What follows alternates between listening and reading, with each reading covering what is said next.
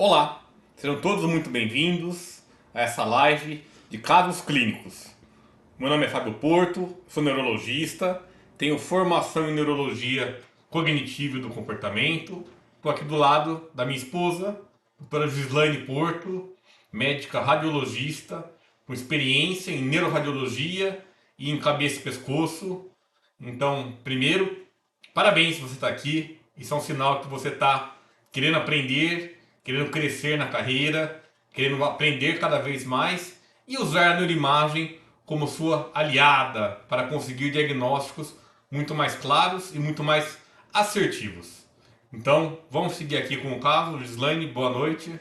Olá, é um prazer estar aqui com vocês e essas discussões com o Fábio é sempre enriquecedora, é muito bom a gente aplicar aquilo que a gente vê no livro, na prática clínica. Sempre que o Fábio me manda um caso, estou aqui trabalhando, chega um caso para mim, é um desafio, mas é uma oportunidade imensa de aprender e de ver o que acontece ali no consultório e poder ajudar o clínico que está do outro lado. Então, aqui, nesses casos, a gente está gravando. Na verdade, isso toda hora, né? É o tempo todo. Claro que aqui a gente quer sempre fazer de uma forma muito mais didática, muito mais clara, explicando o passo a passo. Mas a vida inteira a gente fez isso, né, Gislaine? A gente Sim. discutiu casos que eu via na vida real e a Jim me ajudava a ter um maior grau de certeza, né, mais segurança ao analisar esses casos. Tá? Então, o caso de hoje é um caso que eu diria que é pouco comum. Né? Então, não é talvez no meu dia a dia, mas frequentemente vão aparecer casos assim. Então, vai começar pela idade, né? É uma pessoa jovem. Então, o paciente tem 41 anos, né? Que é bastante atípico aqui na minha prática, né? Estou muito mais acostumado a avaliar pessoas com mais idade. E esse paciente, ele teve um quadro agudo de alteração cognitiva. Então, ele estava na rotina normal dele. De repente, ele começou a ficar estranho. Então, as pessoas que estavam ao seu lado não estavam lá. Ele está estranho, ele está repetindo várias vezes a mesma coisa. Ele ficava repetindo as mesmas perguntas. Ele estava meio perplexo assim. Ele sabia quem ele era, ele estava falando normal, não tinha nenhum déficit motor, nenhum déficit sensorial, não estava disártrico, não estava com hemenopsia, mas ele ficava repetindo as mesmas perguntas. Ele estava meio perplexo, ele parecia meio assim ansioso, angustiado de não entender o que está acontecendo. E aí, óbvio, né, todo mundo entrou em desespero e esse paciente foi visto, foi levado a uma emergência. Tá? Esse paciente ele não tinha muita história de outras doenças, mas uma coisa importante na história é que ele tinha feito na infância uma cirurgia cardíaca. Então ele teve comunicação interatrial e intraventricular, CIA e CIV, que foi necessário fazer uma cirurgia cardíaca para fazer o fechamento da CIA e da CIV. Né? E ele se recuperou normal, não teve nenhum déficit, uma criança normal, profissão normal, né, desenvolvimento tudo normal, mas tem esse histórico que é importante, que a gente vai entender isso depois ao a gente avaliar a neuroimagem. Tá? Esse paciente ele não foi visto por mim na emergência, né? Mas depois de algumas horas ele foi voltando ao normal. Então ele foi voltando a lembrar, né, as coisas recentes. E depois de mais ou menos 6 horas, um pouco mais, um pouco menos, ele já estava praticamente normal. Só que ele não lembrava o que tinha acontecido. Quer dizer, teve uma lacuna, né, esse período da vida dele foi uma lacuna. Ele não conseguiu fixar o que aconteceu, ele não lembra o que aconteceu de fato, né? Ele lembra o que falam para ele meio que, né, tentou criar memórias, às vezes ele fala, olha, eu não lembro, mas de tanto me falarem eu imagino o que aconteceu. É. E aí, o que vocês acham que esse quadro, né, uma síndrome amnésica anterógrada aguda? Quer dizer, ele teve um quadro agudo, né, do nada, hiperagudo, de uma dificuldade em aprender e fixar coisas novas. Então ele ficava repetindo as mesmas perguntas.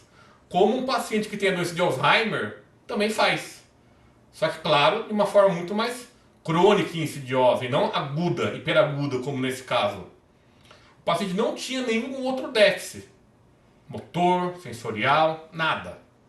Ele, em algumas horas, sem nenhum tratamento específico, foi melhorando aos poucos, né? E aí, após 6, 7 horas, ele já estava lembrando as coisas recentes. Esse paciente, eu avaliei ele no dia seguinte, né? Eu fiz um teste de memória com ele e estava normal a memória dele. Ele estava conseguindo lembrar as coisas recentes nos testes de rastreio. Mas ele estava muito preocupado, assim, ó, dizendo: o que aconteceu? Foi um ataque isquêmico transitório? Foi uma crise epilética? Né? O que aconteceu comigo? Né? Foi um AVC? Vou ficar com sequela? Vou ter de novo? Eu falei: olha, né, a principal hipótese é uma doença chamada amnésia global transitória, que eu falo que é como se fosse uma pane dos hipocampos. Os hipocampos, eles estão num estresse metabólico muito grande, para não ter nenhum problema eles apagam, como se fosse um disjuntor, né, para evitar, né, uma pane elétrica. Então ele cai o disjuntor, cai a energia por um tempo e depois volta. Mas vamos ver então a neuroimagem desse paciente, vamos tentar ver o que a gente consegue ver aqui, tá? E aí, mais uma vez, é fundamental, antes de ver a neuroimagem, ter uma boa hipótese clínica, ter uma boa caracterização, né, do teste cognitivo, da história anterior, né, da história pregressa desse paciente, ter feito um bom exame neurológico, estava normal, para de fato ter segurança em ver se a imagem é compatível. Então vamos ver a neuroimagem desse paciente? Segue aqui com a gente. Bom, aqui, para poder ver esse diagnóstico, acho que do ponto-chave é o radiologista ter alguma informação clínica. Porque sem a história de alteração de memória súbita e sem essa história, sem essa suspeita, especialmente da amnésia global transitória, é muito pouco provável que vá se fazer uma sequência específica que vale a pena fazer nesse caso. A gente vai mostrar que é a difusão no plano coronal, e aí a gente vai mostrar por quê. E também sem essa informação clínica, é muito pouco provável que a pessoa que estiver fazendo relatório desse exame valorize achados tão sutis que são típicos dessa doença.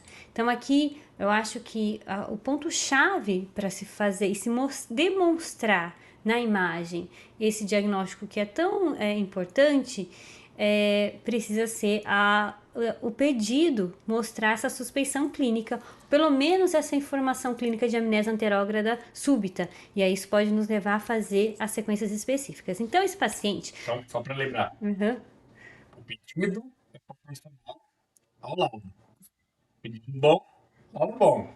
Pedido ruim, laudo ruim. Então, basicamente é isso, né? O radiologista precisa da sua informação.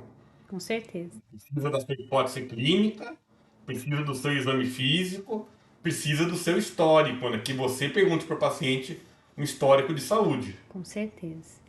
Então, ainda que você não tenha o diagnóstico de suspeição tão definido, você pode compartilhar sua dúvida com o radiologista. Então, olha, esse paciente está passando por essa situação clínica, tem uma amnésia súbita, uma alteração de comportamento súbito. Isso já vai nos levar a procurar alterações que podem ser agudas, né? Então, aqui ele tem um exame do dia 24 e depois ele tem um exame que o Fábio pediu 24 horas depois, pelo que eu entendi, 24 horas depois. Então, o que nós vamos olhar nesse paciente com alteração súbita de comportamento aqui? Uma das coisas que a gente pode ver é AVC, então, que é uma coisa que é aguda. Então, nós vamos olhar na difusão, ver se tem sinais de AVC. Então, a difusão a gente pode olhar tanto, a gente olha normalmente junto, né? A difusão e o ADC, e nós vamos procurar uma região que restrinja a difusão, mostrando ali que pode ter um infarto estratégico ou uma área grande de infarto, alguma alteração aguda. E essa alteração vai brilhar na difusão se ela houver. Então, aqui a gente está olhando e nós não estamos encontrando nada exatamente. Então aqui tem um T2 e aqui é a difusão. Eu já falei isso em outros vídeos. Normalmente ela vem, a difusão, então ela é ponderada em T2, a gente vai ver primeiro uma sequência T2, lembra que T2 é aquela sequência onde o líquor é branco, estamos vendo isso aqui dentro do ventrículo, a gente segue e aí a gente encontra aqui a imagem da difusão mesmo, e aqui a gente vai procurar alguma área que brilhe para mostrar se isso é ou não infarto. E aqui a gente está procurando um infarto estratégico, como tem essa alteração de memória, a gente vai procurar especialmente na região dos hipocampos ou também tálamos, a gente vai procurar alguma área que brilhe. A gente não identifica essa área, caso exista algo que brilhe, a gente vai olhar aqui no mapa do ADC para ver se realmente é real ou se aquilo fala a favor mesmo de ser uma restrição à difusão. Nesse paciente não tinha. Mas a gente vai seguir olhando as demais sequências dele para ver se tem alguma alteração. Será que esse paciente teve um sangramento? Então, paciente jovem, será que ele teve uma hemorragia? Então, a gente pode olhar tanto o T1, eu vou colocar aqui lado a lado, e vou colocar o SWI também. O T1, lembra que brilha no T1 gordura, sangue agudo. Vamos ver se a gente encontra no T1 alguma área de sangramento que possa estar explicando essa alteração aguda do comportamento desse paciente. Não identificamos. E no SWI, nós vamos procurar também sangue, e aqui no SWI é uma sequência boa para a gente ver restos hemáticos ou sangue mais antigo. E no SWI o sangue vai aparecer preto. E aí a gente pode voltar, a gente vê que esse paciente tem algumas bolinhas, alguns foquinhos pretos. E então ele tem focos de microhemorragia, ele tem esses focos esparsos, o Fábio está mostrando um, a gente vai vendo alguns, passou algumas outros ali do outro lado, ele tem esses foquinhos de microhemorragia. Será que esses restos hemáticos antigos está explicando essa alteração comportamental aguda? Eu acredito que esses focos hemáticos, isso, ó, tem vários, essas bolinhas pretinhas. Elas são importantes, todo paciente com alteração neurológica tem que ser valorizado, mas eu acredito que isso se refira a esse antecedente que ele tem dessa comunicação, né? Então, ele tinha um paciente que tinha uma história de uma CIA, não é isso? Isso aí.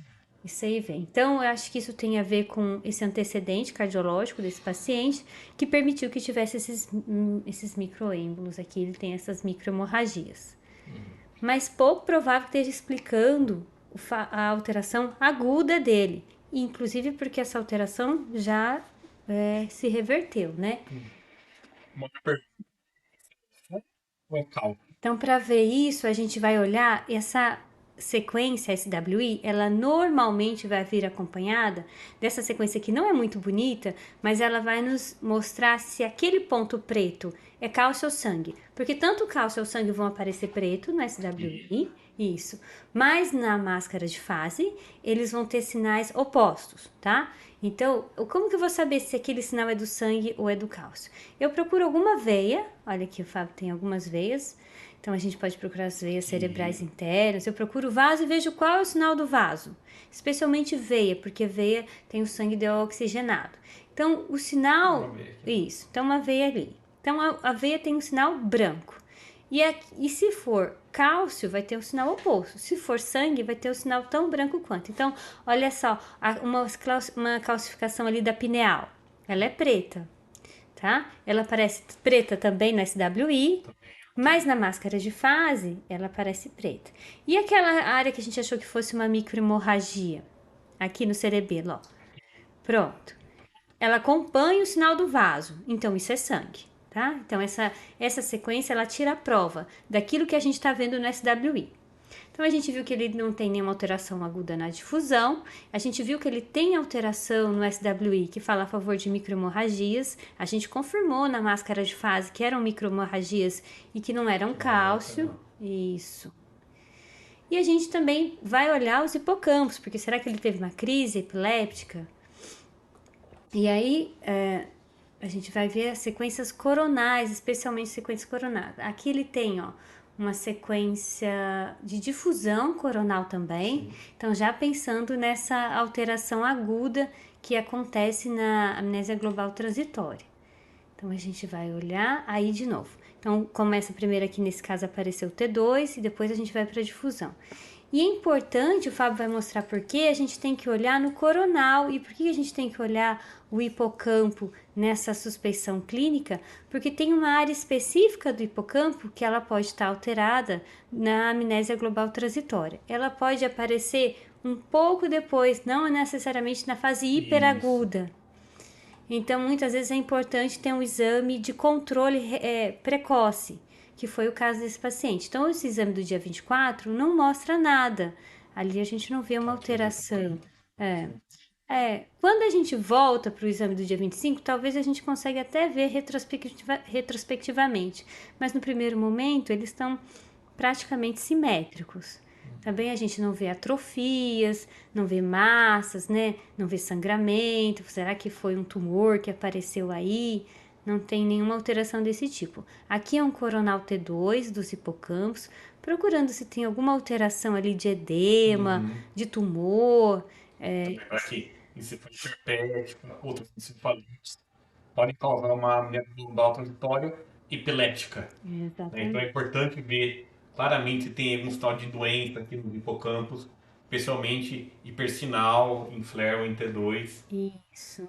Então a gente tem que estudar bem a anatomia do hipocampo, se tem sinal de edema, se tem sinal de tumor inflamatório. Também é importante nessa suspeita fazer o contraste, Isso.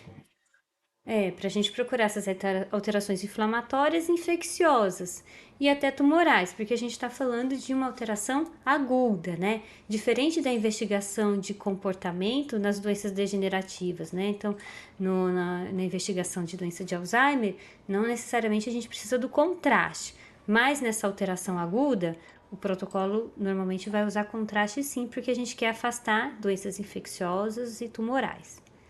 Então aqui também a gente não vê real, se o Fábio está Uhum. mostrando aqui pra gente. Quer ver o FLAIR? Vamos ver. E o flare é bom, é a sequência ideal para a gente ver edema. Então ele é muito bom para ver alteração de substância branca. E aí essa suspeição de edema, de encefalite, o flare pode ajudar bastante. Então, hipocampo no corte sagital do flare, talvez muitas pessoas não estejam acostumadas a ver o sagital, né? Mas no sagital a gente consegue ver quase toda a extensão do hipocampo, né? E aí, como que aparece o edema? O edema vai aparecer como alto sinal, tá? Tanto no T2 quanto no flare. Então, isso é importante nesse contexto, não nesse caso, mas em área, naquela inflamação ou efusão que acontece em drogas antiamiloide. Então, tem que ver muito o flare, porque o flare é onde você vê edema ou efusão. Né? E alterações inflamatórias infecciosas também pode dar edema, né? Então a gente sempre vai olhar o flare. O flare ajuda muito. Então aqui a gente tem o flare no plano sagital. A gente pode também reformatar, colocar no plano axial e ainda ir comparando lado a lado. Isso é importante também. Olhar simetrias. E eu não sei se já veio um flare axial, mas senão a gente pode reformatar. Toma reforma. Não. Então, aqui a sequência FLAIR, a gente está vendo nos três planos uma reformatação MPR. Ela é importante para a gente ir comparando o que está acontecendo no cérebro. Então, no coronal, a gente vai olhar a simetria dos hipocampos, vai procurar ali uma área de edema, ou de displasia, ou de tumor, porque a gente está investigando aqui uma alteração súbita do comportamento. E a gente procura, quando a gente vai ver a amnésia global transitória, a nossa principal sequência é a difusão que a gente viu anteriormente. Então aqui a gente talvez um pouquinho mais. Não, muito difícil dizer. Praticamente simétrico. Se tiver alguma alteração aqui muito sutil, Toma final. Aqui. mas muito sutil, não, acho que não. Acho que é só uma questão de estar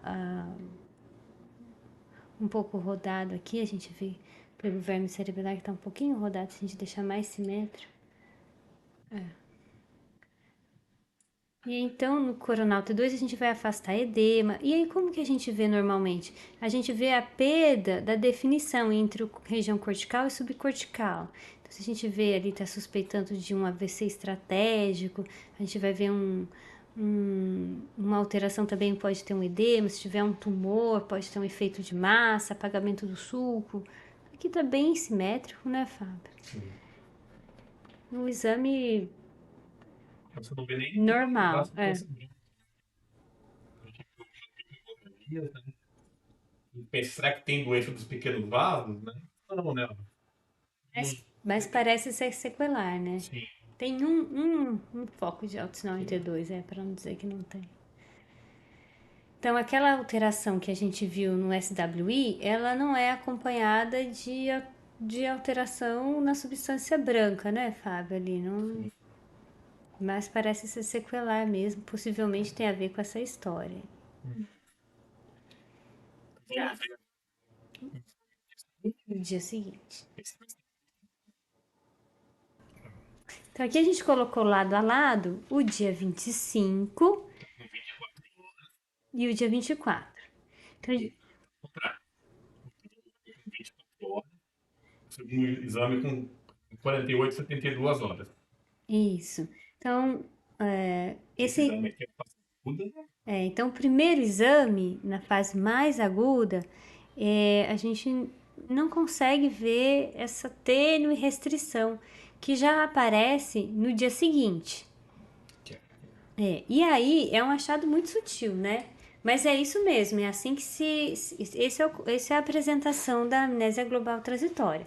É uma alteração, um foco de restrição numa localização típica do hipocampo e é só um foco pequeno. E se a gente fizer novos exames, o exame vai voltar a ser normal. Ela é transitória mesmo. Essa alteração também que a gente está vendo aqui, ela é transitória. Vocês conseguem ver aqui uma coisa bem nessa parte, né? Corno de Amonis, na parte no CA2, né? Então, na segunda parte do corno de Amonis. Deixa eu dar. E é importante porque em todo mundo que tem amnésia global transitória, é muito comum a pessoa ficar muito tensa, né? Muito ansiosa, achando que isso foi um evento isquêmico, que isso foi um evento epilético, que vai acontecer de novo. E às vezes, quando você não acha um achado anormal no exame de imagem, né, a pessoa fica na dúvida. Então, apesar de ser sutil, de ser um achado assim que de fato às vezes passa desapercebido, a gente conseguir visualizar a restrição à difusão aqui no hipocampo ajuda muito a ter certeza do diagnóstico e acalmar todo mundo. Olha, de fato não foi um evento isquêmico, né? Esse paciente tinha um eletro normal também, mas a clínica é típica do amnésia global transitória idiopática, né? E aí, esse achado aqui da restrição à difusão no CA2 é muito típico dessa doença, tá? Vamos ver aqui, vamos relembrar um pouquinho a neuroanatomia do hipocampo? Então essa daqui é um dos trechos das aulas do nosso curso Dominando a Neuroimagem em Demência, que a gente fala sobre a neuroanatomia. Então aqui, a neuroanatomia do lobo temporal. Então o corno de Amon, né, essa parte aqui do hipocampo, ele se deve ao formato que parecia o chifre do deus Amon, que tinha aqui um chifre de cabra, assim, né, um chifre enrolado, né, justamente pelo fato do hipocampo ter essa aparência enrolada. Então, quando a gente olha aqui, né, num corte coronal, a gente vai ver essa imagem aqui, né? O que a gente chama de hipocampo, na verdade, a formação hipocampal, ela engloba o subículo, essa parte aqui de baixo, que é o apoio, né? O hipocampo em si, o hipocampo, na verdade, são os cornos de Amon. Então, o CA1 ao CA2. Olha como bate a imagem bem no CA2, né? O CA3 e o CA4. Então uma imagem aqui enrolada, eu falo que é um rocambole. E no meio do rocambole, o recheio do rocambole, é o giro denteado. Tá? Então a formação hipocampal, ela engloba o subículo, o hipocampo, de fato CA1, CA2, CA3, CA4 e o giro denteado. Tá? Então, olha como é importante conhecer bem a neuroanatomia. Então, um dos pilares do nosso curso é conheça a neuroanatomia focada, né? Então saiba pouco, mas saiba bem. O que você precisa saber para avaliar a cognição são pontos específicos do cérebro. Esses pontos você tem que saber bem. Mas quando você sabe bem, né, esses pontos, facilita muito você conseguir interpretar os exames de imagem. Tá? Então o que a gente quer dizer quando a gente fala em CA2? Essa parte aqui do hipocampo, exatamente onde brilhou na difusão após 48, 72 horas do evento da fase aguda. Então, típico de amnésia global transitória. Tá? Caso interessante, né? Caso bonito de você ver as alterações da neuroimagem. E um caso, além disso, que você tem que interpretar a anatomia e fazer correlação clínico-radiológica para explicar por que tem microhemorragia. E para acalmar todo mundo, porque todo mundo estava achando que o sangramento era agudo e tinha causado o sintoma cognitivo, a amnésia global transitória. E provavelmente não tem nada a ver uma coisa com a outra. Então, quando você sabe bem a clínica, quando você sabe bem a anatomia, quando você sabe ver as sequências de imagem, o que cada uma delas significa, você consegue valorizar ou não valorizar o que você vê na imagem em relação ao quadro clínico. E esse é o segredo para você interpretar com segurança, para você ter segurança ao fazer diagnósticos. Isso é fundamental. Gostaram desse caso? Interessante, né? Um caso pouco comum, né? Não é uma coisa assim do dia a dia, mas que também não é nenhuma raridade, tá bom, gente? Então, frequentemente, quem trabalha com cognição, quem trabalha em emergência, vê alguns casos de amnésia global transitória, tá? Então, pontos importantes desse caso é a anamnese, né, de entender o histórico do paciente, possibilitou a gente, ao identificarmos uma coisa que não seria compatível com a hipótese, quer dizer, a hipótese era amnésia global transitória. Microhemorragia não é compatível, mas a gente conseguiu fazer a correlação clínico-radiológica. Olha, teve uma cirurgia cardíaca prévia, né? Então, você vê como facilitou muito a gente ter segurança, né? E evitar fazer exames, às vezes, adicionais nesse paciente. Tá? Claro que uma avaliação completa, com exames de imagem, com eletroencefalograma, o segmento clínico, a testagem cognitiva após a fase aguda, demonstrando a normalidade da memória recente, isso é fundamental. Mas, de fato, né, quando você consegue usar, né, o seu conhecimento de neuroimagem e mostrar para o paciente essas alterações, olha, seu hipocampo está normal em termos de volume, em termos de sinal, tem aqui uma restrição à difusão que não tinha no primeiro exame, típico da amnésia global transitória. Isso acalma muito todo mundo, né?